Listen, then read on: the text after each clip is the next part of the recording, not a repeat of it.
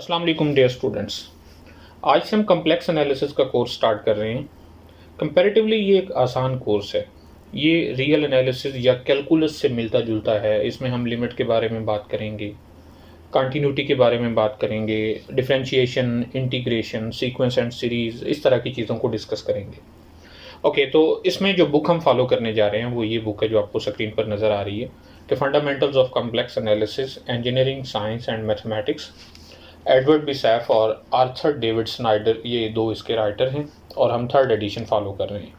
इसके अलावा कुछ अच्छी किताबों में Royal V Churchill, James Ward Brown की बुक है और डेनिस डिजेल की बुक भी कॉमनली यूज़ की जाती है, लेकिन हम अपने कोर्स में इस किताब को फॉलो करने वाले हैं। तो आइए चलते हैं कोर्स की तरफ। सबसे पहले तो हम ये डिफ़ाइन करेंगे कि कम्प्लेक्स नंबर्स क्या होते हैं।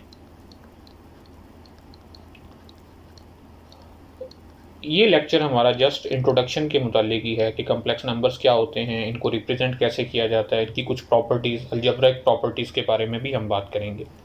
अच्छा, कम्प्लेक्स नंबर क्या होता है? हम ये जानते हैं कि an expression of the form, an expression a plus b iota, this is a complex number.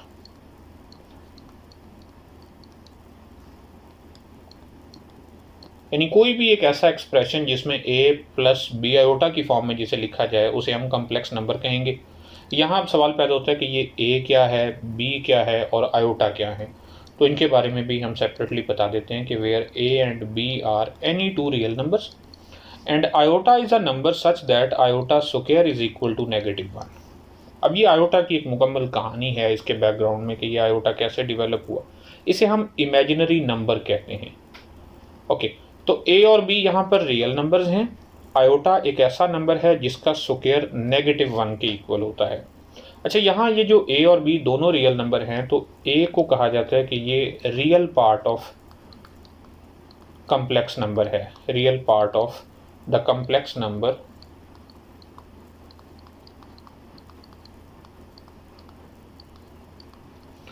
a plus b iota. इसी तरह ये जो b है इसको imaginary part of complex number कहा जाता है। a प्लस बी आयोटा अगर एक कम्प्लेक्स नंबर है तो इसमें a रियल पार्ट कहलाता है और b को इमेजिनरी पार्ट कहते हैं। हालांकि होते ये दोनों रियल नंबर्स ही हैं।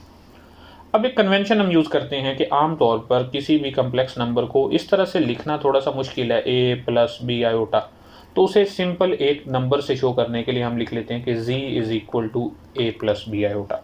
अब जब भी कभी कम्प्लेक्स नंबर लिखना होगा तो हम उसे a प्लस बी आयोटा की बजाय जस्ट z से मेंशन कर सकते हैं। इट मीन किसी भी कम्प्लेक्स नंबर z को हम लिख सकते हैं कि that is equal to real part of z plus imaginary part of z and iota, because a is real part of z and b is imaginary part of z। अगर यहाँ पर ये जो a है ये 0 हो, if a is equal to 0, तो फिर हमारे पास जो कम्प्लेक्स नंबर z होगा वो कुछ इस तरह से लिखा जाएगा, z इक्वल b आयोटा, यानी रियल पार्ट 0 हो। तो इस तरह के कम्प्लेक्स नंबर्स का एक स्पेशल नेम है, हम उसे कहते हैं कि then z is called a pure imaginary number.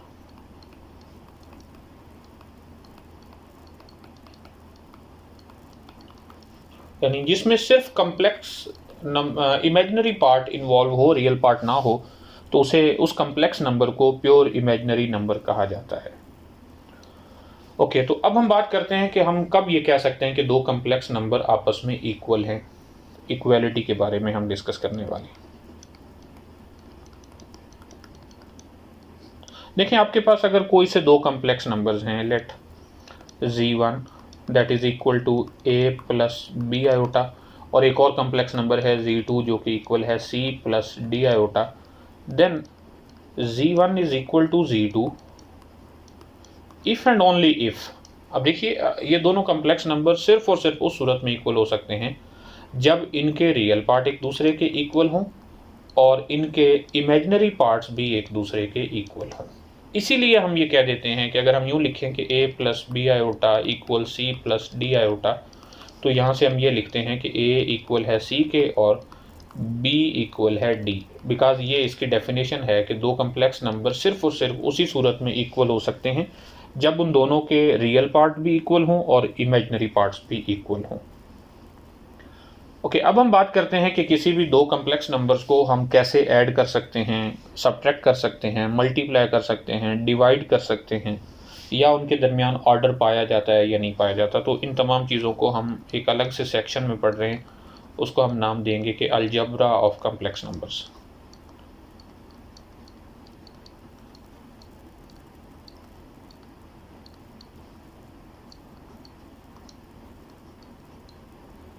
Okay, हम दो कोई से कम्प्लेक्स नंबर ले लेते हैं कि लेट z1 जो कि इक्वल है a प्लस बी आयोटा, और एक और कम्प्लेक्स नंबर ले लेते हैं z2 जो कि इक्वल है c प्लस डी आयोटा। तो यहाँ इनकी एडिशन कुछ इस तरह से डिफ़ाइन की जाती है कि हमें अगर ये दोनों ऐड करने हैं तो z1 plus z2 that will be defined as, ये जो दो डॉट और उनके आगे हमने इक्वालिटी का सिंबल लगाया, इसका मतलब है कि हम इसे डिफ़ाइन कर रहे हैं।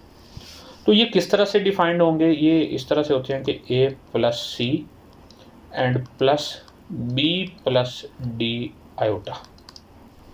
यानी जब भी किसी दो कम्प्लेक्स नंबर्स को हम ऐड करते हैं तो उन्हें ऐड करते हुए रियल पार्ट से रियल पार्ट ऐड किया जाता है, प्लस इमेजिनरी पार्ट से इमेजिनरी पार्ट को ऐड किया जाता है और उनके साथ आयोटा लगाया जाता है। यानी हम ये कह सकते हैं कि दो कम्प्लेक्स नंबर्स को ऐड करने से एक नया कम्प्लेक्स नंबर मिलता है जिसका रियल पार्ट पहले वाले दोनों कम्प्लेक्स नंबर्स के रियल पार्ट के सम के इक्वल होगा, और जिसका इमेजिनरी पार्ट पहले वाले दोनों कम्प्लेक्स नंबर्स के इमेजिनरी पार्ट के सम के इक्वल होगा। इसी तरह से सब्ट्रैक्शन हम करते हैं। सब्ट्रैक्शन में क्या होगा कि जब हम लिखेंगे z1 माइनस z2 तो फिर भी ये उसी तरह से डिफाइंड होगा कि a माइनस सी, यानी रियल पार्ट में से रियल पार्ट माइनस होगा, और plus b minus d iota, imaginary part में से इमेजिनरी पार्ट को माइनस किया जाएगा। ओके, तो मल्टीप्लिकेशन हम कैसे डिफाइन करते हैं बोला, ये हम एज अ डेफिनेशन लेकर चल रहे हैं, हम इसके चक्कर में नहीं पड़ रहे कि क्यों ऐसा है, जस्ट इसको हम डेफिनेशन डिफाइन कर दिया तो अकॉर्डिंग टू दिस डेफिनेशन हम फॉरवर्ड बाकी चीज़ों को डिस्कस करेंगे। ओके, तो z1 मल्टीप्लाई विद z2 ये किसके इक्वल है, ये हम समझने के लिए ये कुछ समझ लेते हैं कि जब हम मल्टीप्लाई करते हैं z1 और z2 को तो इसका मतलब है a प्लस बी आयोटा को मल्टीप्लाई किया जाता है c प्लस डी आयोटा से, और हम अगर डिस्ट्रीब्यूटिव लॉज अप्लाई करें तो ये बन जाता है A C plus A D iota plus B C iota और plus B D iota square. अब आयोटा स्क्वायर तो -1 के इक्वल है, तो हम इसे लिख लेते हैं a c minus b d और प्लस ए d plus B C iota. तो हम z1 z2 को मल्टीप्लिकेशन इनकी इस तरह से डिफाइन करते हैं, that is equal to a c minus b d and plus A d plus B C iota. ये जो सारा प्रोसेस हमने किया ये सिर्फ अपनी अंडरस्टैंडिंग के लिए किया है कि इस तरह से इन्हें मल्टीप्लाई करके आंसर मिल सकता है। ओके, नेक्स्ट है डिवीजन, दो कम्प्लेक्स नंबर्स को डिवाइड कैसे किया जाए।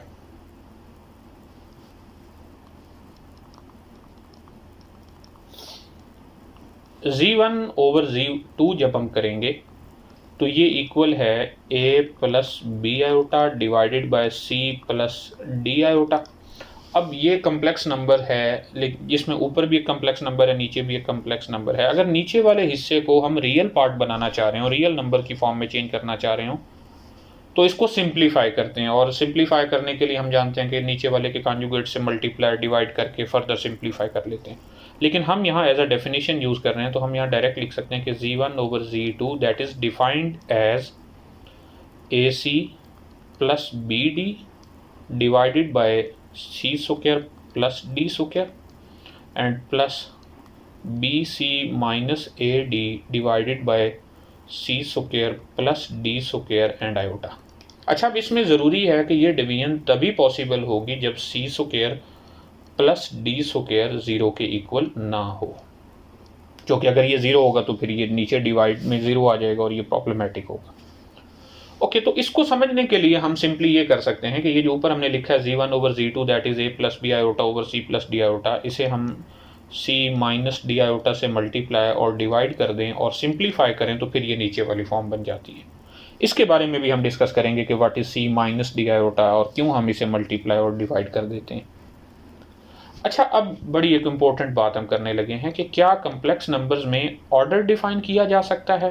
ऑर्डर का मतलब ये होता है कि क्या हम किसी दो कम्प्लेक्स नंबर्स को पकड़ कर ये बता सकते हैं कि इनमें से छोटा कौन सा और इनमें से बड़ा कौन सा है।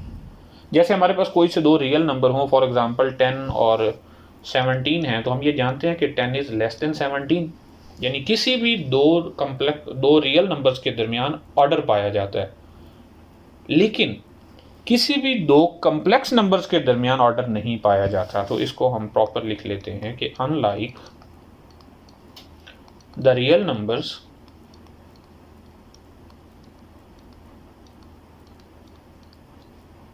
there is no ordering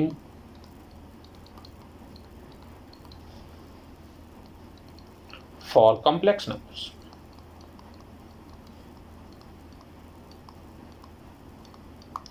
यही बात जो मैं पहले बता चुका हूं कि किसी भी दो कम्प्लेक्स नंबर्स के बारे में हम ये नहीं कह सकते कि इनमें से कौन सा बड़ा नंबर है और कौन सा छोटा नंबर है। हाँ, आगे चलकर हम ये पढ़ेंगे कि हम ये बता सकते हैं कि इनमें से कौन सा कम्प्लेक्स नंबर ओरिजिन के ज़्यादा करीब है। For example,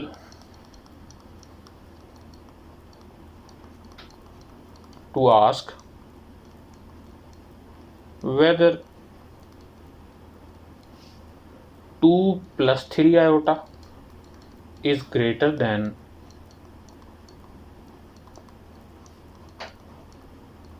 or less than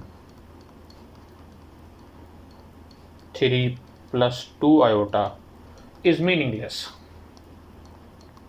यानी ये हमें पूछना ही नहीं चाहिए कि इनमें से बड़ा कौन सा और छोटा कौन सा है। ओके, तो ये एक बड़ा इंपॉर्टेंट पॉइंट था कि कम्प्लेक्स नंबर्स और रियल नंबर्स के दरमियान एक वाज़ेह डिफरेंस ये है कि रियल नंबर्स में ऑर्डर पाया जाता है जबकि कम्प्लेक्स नंबर्स में ऑर्डर नहीं पाया जाता। अच्छा, इसी कम्प्लेक्स नंबर्स की जो कलेक्शन है उसको हम सी से डिनोट करते हैं, यानी ये हम कहते हैं कि this is the collection of all complex numbers. तो इसको अगर सेट की फॉर्म में हम लिखें तो कुछ यूँ लिख सकते हैं कि C is the collection of A plus B iota such that A and B both are real numbers and iota square is equal to -1। तो अब जब भी कभी नेक्स्ट टाइम हम कम्प्लेक्स नंबर्स की बात करेंगे, सेट ऑफ कम्प्लेक्स नंबर्स की बात करेंगे, तो हम उसे जस्ट सी से मेंशन करेंगे। This is the set of complex numbers. Okay, next एक एग्जांपल हम सॉल्व करते हैं। एग्जांपल में हमसे ये रिक्वायर्ड है कि फाइंड द कोशेंट। कोशेंट में हमें जो गिवन है वो है 6 + 2 iota and -1 + 3 iota whole divided by -1 + iota and +-2। Sorry, इसको हमने सॉल्व करना है, यानी यूं करना है कि इसको मुकम्मल सिंप्लीफाइड फॉर्म में आंसर देना है हमने। अच्छा, तो जो ऊपर है न्यूमरेटर में उसको हम सिंप्लीफाई करते हैं। जब भी किसी दो कम्प्लेक्स नंबर को सब्ट्रैक्ट करना हो तो क्या करते हैं कि उसके रियल पार्ट में से पहले के रियल पार्ट में से दूसरे के रियल पार्ट को माइनस करेंगे, यानी 6 - 1 प्लस इमेजिनरी पार्ट में से इमेजिनरी पार्ट को माइनस करेंगे 2 - 3 and iota whole divided by. इसी तरह नीचे भी हमारे पास दो कम्प्लेक्स नंबर्स हैं, एक है -1 + आयोटा और एक है -2। याद रहे कि every real number is a complex number. Her real number complex number बन जाता है, क्योंकि हम लिख सकते हैं कि real part plus imaginary part जो कि 0 होगा। इसको हम यूँ लिख देते हैं कि for all a belonging to R a also belong to C, because we can write a that is equal to a plus 0 iota. Okay, तो इन दोनों कम्प्लेक्स नंबर्स के सब्ट्रैक्शन के लिए भी रियल पार्ट में से रियल पार्ट को माइनस करेंगे और इमेजिनरी पार्ट में से इमेजिनरी पार्ट को माइनस करेंगे। तो ये बन जाएगा -1 - 2 -1 - 2 और प्लस इमेजिनरी पार्ट में से इमेजिनरी पार्ट माइनस करेंगे तो 1 - 0 और साथ में आयोटा होगा, क्योंकि पहले कम्प्लेक्स नंबर का इमेजिनरी पार्ट 1 है और दूसरे कम्प्लेक्स नंबर का इमेजिनरी पार्ट 0 है। तो ये बन जाएगा 5 -1 आयोटा डिवाइडेड बाय -1 -2 -3 और minus iota, sorry -3 plus iota हो जाएगा। ओके, तो अब जैसा कि हम पहले डिस्कस कर चुके हैं कि इसको सिंप्लीफाई करने के लिए हम मल्टीप्लाई और डिवाइड करेंगे 5 minus iota over -3 plus iota को हम मल्टीप्लाई कर देते हैं -3 माइनस आयोटा से और डिवाइड भी कर देते हैं। तो इस तरह हमारे पास ये सिंप्लीफाई होकर कुछ इस तरह से बनेगा -15 -5 आयोटा प्लस 3 आयोटा और plus iota square whole divided by 9 + 1 a plus b a minus b का फार्मूला यूज़ करते हुए। सो ये इक्वल होगा -15 और ये -1 है, सो -16 और -2 आयोटा होल डिवाइडेड बाय 10, या हम इसको फर्दर लिख सकते हैं -8/5 -1/5 आयोटा। अच्छा, एक चीज़ और आपने नोटिस की कि तमाम कम्प्लेक्स नंबर, कोई भी दो कम्प्लेक्स नंबर लिए जाएँ, उनको हम चाहे ऐड करें, चाहे सब्ट्रैक्ट करें, चाहे मल्टीप्लाई करें, और अगर वो डिवाइड हो सकते हों तो इन तमाम सूरतों में जो हमारे पास आंसर आता है वो एक कम्प्लेक्स नंबर ही मिलता है। अच्छा, अब कुछ कम्प्लेक्स नंबर की प्रॉपर्टीज़ भी हैं जो रियल नंबर में पाई जाती हैं। इनमें कम्यूटेटिव प्रॉपर्टी पाई जाती है। मैं इनको फर्दर सिंप्लीफाई नहीं कर रहा, आप खुद देख सकते हैं, इनको वेरीफाई कर सकते हैं कि commutative law with respect to addition and multiplication दोनों पाए जाते हैं। विद रिस्पेक्ट टू एडिशन का मतलब ये है कि हमारे पास कोई दो कम्प्लेक्स नंबर हैं Z1 और Z2, तो Z1 + Z2 इक्वल होता है Z2 + Z1 के, और विद रिस्पेक्ट टू मल्टीप्लिकेशन का मतलब है Z1 Z2 that is equal to Z2 Z1। अच्छा, इस प्रॉपर्टी की मदद से हम जो पहले लिखते रहे हैं a + b आयोटा, अब b और आयोटा ये दोनों जो हैं ये भी तो बेसिकली कम्प्लेक्स नंबर्स ही हैं, तो हम b और आयोटा को भी आपस में इंटरचेंज कर सकते हैं। हम इसे लिख सकते हैं a + iota b।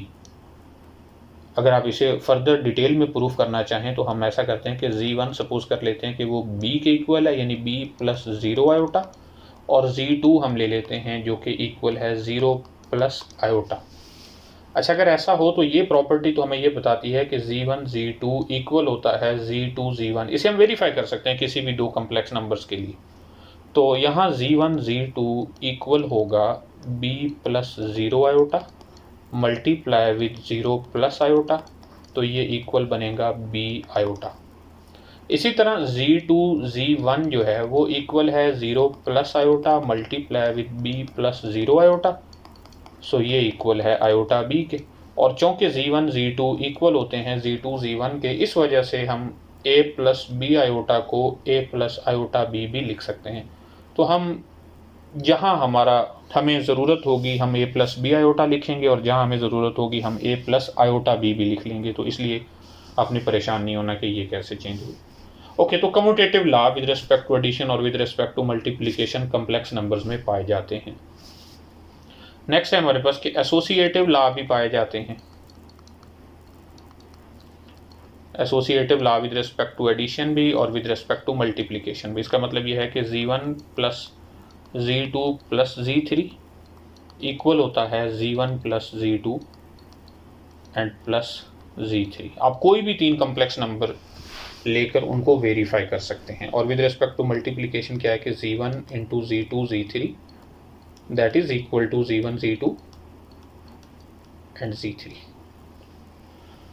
Okay, next है हमारे पास कि एसोसिएटिव लॉ भी है। अब आइडेंटिटी भी पाई जाती है इनमें, एडिटिव आइडेंटिटी भी और मल्टीप्लिकेटिव आइडेंटिटी भी। जीरो जो है कम्प्लेक्स नंबर जीरो, जिसे हम लिख सकते हैं 0 + 0 आयोटा, ये एक ऐसा कम्प्लेक्स नंबर है कि इसे जब भी हम किसी कम्प्लेक्स नंबर के साथ ऐड करते हैं, चाहे लेफ्ट से ऐड करें चाहे राइट से ऐड करें, वो कम्प्लेक्स नंबर चेंज नहीं होता। इसका मतलब ये है कि ये जो जीरो नंबर है, जो रियल नंबर है, ये as an additive identity use होता है कम्प्लेक्स नंबर्स में।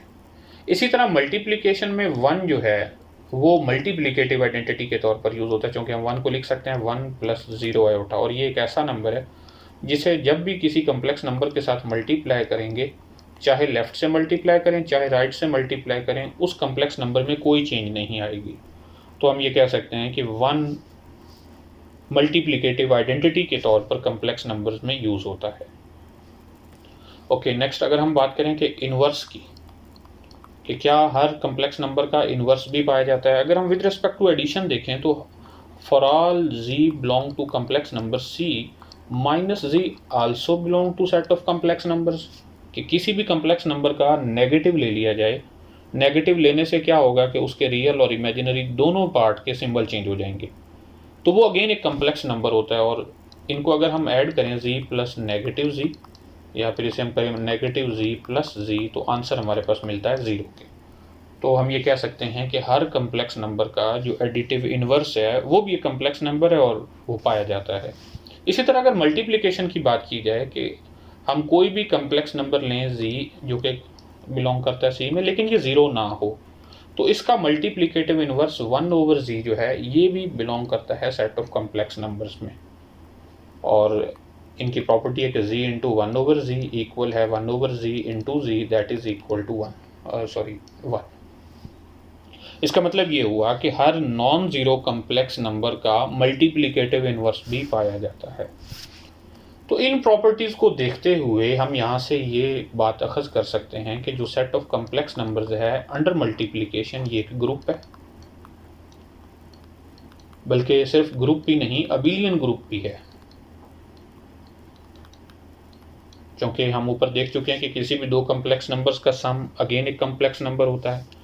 Associative law with respect to addition पाया जाता है, एडिटिव आइडेंटिटी पाई जाती है, हर कम्प्लेक्स नंबर का इन्वर्स मौजूद है और एडिटिवली कम्यूट भी करते हैं कम्प्लेक्स नंबर्स। तो इसका मतलब यह है कि set of complex number is an abelian group under addition. Okay, अगर हम 0 को यहाँ से निकाल दें सेट ऑफ कम्प्लेक्स नंबर्स में से, तो ये अंडर मल्टीप्लिकेशन भी ग्रुप फॉर्म करता है, सिर्फ ग्रुप ही नहीं बल्कि अबिलियन ग्रुप फॉर्म करता है।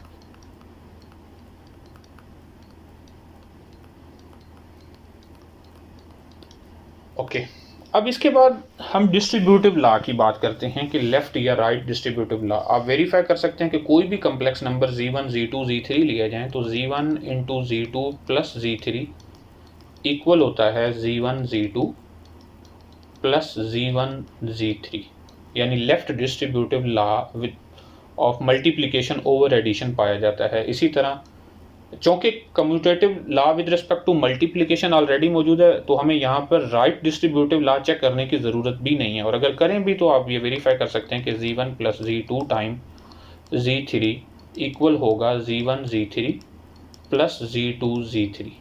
तो अब डिस्ट्रीब्यूटिव लॉ भी होल्ड करते हैं।